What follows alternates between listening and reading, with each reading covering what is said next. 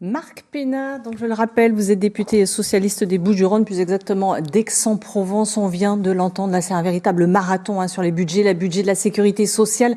Après le vote hier, on y reviendra sur les recettes, c'est la partie dépenses qui va être débattue.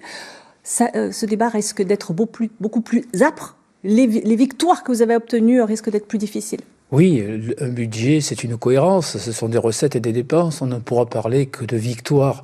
Victoire d'abord pour les classes moyennes et populaires avant le Parti socialiste, que si effectivement dans la partie dépenses, nous corrigeons largement ce que le gouvernement propose. Mais nous avons voté les recettes parce que nous avons obtenu un certain nombre de choses et aussi parce que nous voulons faire vivre évidemment le débat jusqu'à la fin et notamment aborder la question de la suspension de la réforme des retraites. Marc Pénat, c'est grâce à ce vote, au vote du Parti socialiste, que la partie recette a été adoptée. Je le répète, à peu près à 176 voix pour, 161 contre, 15 voix d'écart. Est-ce vraiment une victoire pour le Parti socialiste quand on sait que vos alliés, que ce soit les communistes ou les écologistes, se sont massivement abstenus? Est-ce que c'est pas une fracture du bloc de gauche? Non, je ne crois pas, parce que c'était pas gagné qu'ils s'abstiennent. Au départ, ils allaient peut-être voter contre, comme la LFI. Ils ne l'ont pas fait. C'est un signe positif, car nous devons effectivement garder cette alliance à gauche avec les écologistes, avec les communistes. Donc je pense qu'ils comprennent bien notre démarche, mais nous avons le nombre suffisant de députés pour peser véritablement sur les scrutins et vous voyez les faire basculer lorsque c'est nécessaire. Ce n'est pas un glissement vers le bloc central de la part du Parti socialiste, ou alors, comme le disent les macronistes, le bloc de la raison. Aujourd'hui, le Parti socialiste appartient à ce même bloc. Non, j'ai jamais cru, moi, au cercle de la raison, parce que ça favorise les extrêmes. Non, on n'a aucune coalition avec les macronistes. Le budget qui nous est présenté, c'est un budget de droite. Nous, on est de gauche. Donc, on n'est pas pour ce budget. Mais en revanche, on veut donner un budget au pays. Il en a besoin. Et deuxièmement, on veut faire en sorte que ce budget, soit un budget équilibré et que chacun participe selon ses revenus, et notamment que les hauts revenus participent plus que c'est le cas aujourd'hui. LFI et puis le Rassemblement national n'ont pas voté cette partie recette. Ils disent que finalement c'est un cadeau que vous faites au gouvernement, Sébastien Lecornu, puisque vous éloignez le risque d'une dissolution. Oui, mais justement, c'est leur agenda. Le RN ne veut qu'une chose, c'est la dissolution, parce qu'il est persuadé qu'il gagnerait ces élections. Donc il pousse à la faute le gouvernement et il le poussera jusqu'au bout. Du côté de la LFI, c'est à peu près la même stratégie, même si ça vise plutôt le président de la République. Nous, on ne vise pas le président de la République. On pense ce qu'on pense d'Emmanuel Macron, mais on ne le vise pas particulièrement. On n'est pas pour la politique du pire. Maintenant, si une dissolution devait arriver, on l'assumerait, on irait devant les Français. Pour l'instant, nous, notre rôle, c'est d'être constructif, équilibré, une gauche de gouvernement.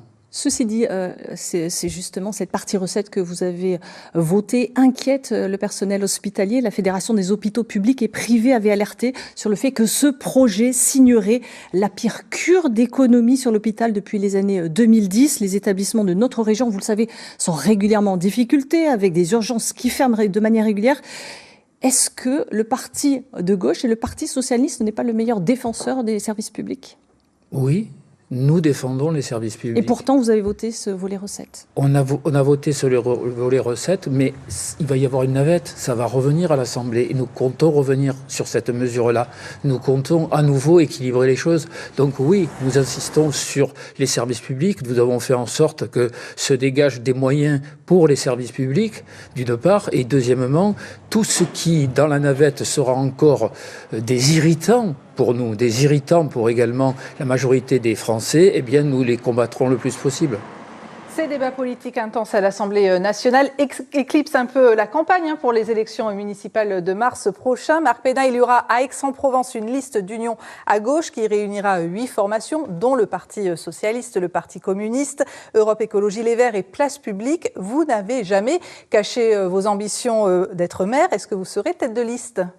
Je suis pressenti pour être tête de liste. C'est quand même bien d'avoir un député tête de liste à Aix-en-Provence pour les prochaines élections à gauche. Ça n'est jamais arrivé.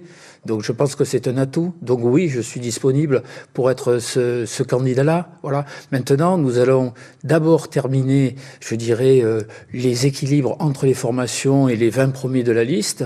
Et puis surtout, moi, je m'impatiente parce que derrière, nous devons aller vers les Aixois et les Aixoises, parce qu'effectivement, ils ont d'autres préoccupations maintenant, comme tous les Français, mais ça va venir très vite, les municipales. Les municipales, c'est très important, c'est la vie de tous les jours, la vie de proximité, et nous voulons, nous, changer la ville à Aix-en-Provence en profondeur.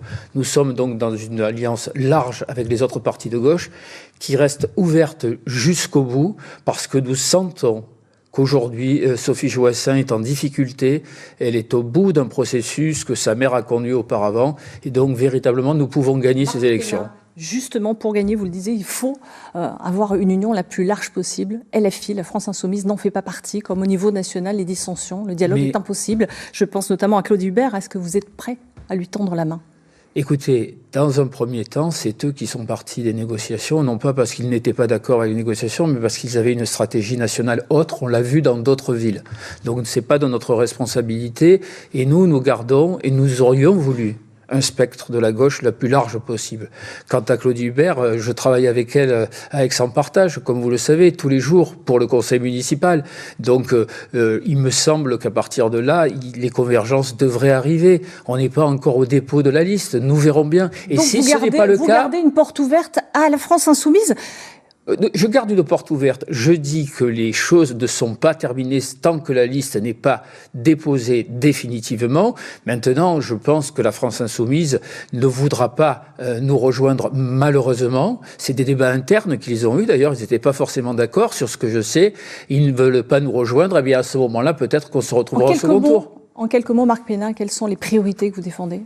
Alors, les priorités que l'on défend, c'est d'abord le logement. Le logement avec la transition énergétique. Il y a énormément à faire et rien n'est fait à Aix-en-Provence. 38 degrés dans les écoles cet été, ce n'est plus supportable, ce n'est pas possible. Également la construction de logements intermédiaires, de logements sociaux, parce qu'il en manque à Aix-en-Provence. Merci beaucoup à tous les deux. Le temps est écoulé. Le tournage